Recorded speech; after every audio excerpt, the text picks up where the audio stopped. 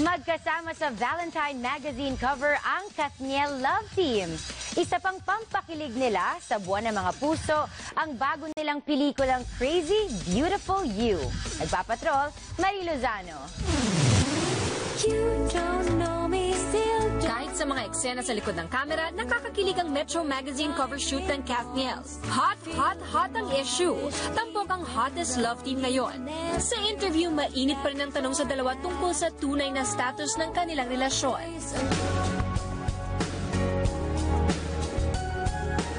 Tuloy din ang kilig na eksena ng dalawa sa pelikulang Crazy Beautiful You.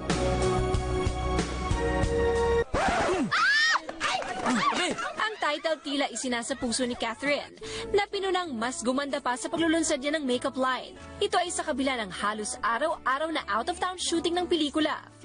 Pumunta kami sa mga areas na parang never pa ata nag-shoot doon before. Pumunta kami Mount Pinatubo. Yung character namin dito ni DJ, very different sa lahat na napanood nila.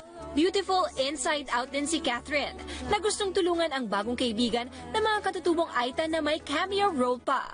Grabe, super bait nila and alam mo yun, ang dami namin natututunan sa kanila. Talaga may mga plans kami kung pag mag-visit ulit kami sa kanila, kung anong gagawin namin.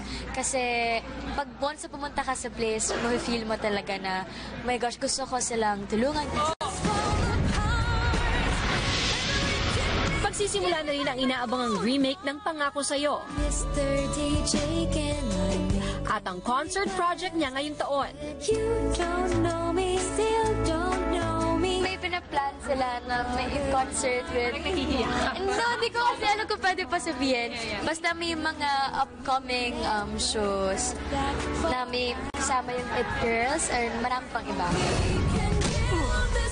Ipalalabas ang Crazy Beautiful You sa February 25. Sumama ka. Close na tayo, te. Marie Lozano, ABS-CBN News.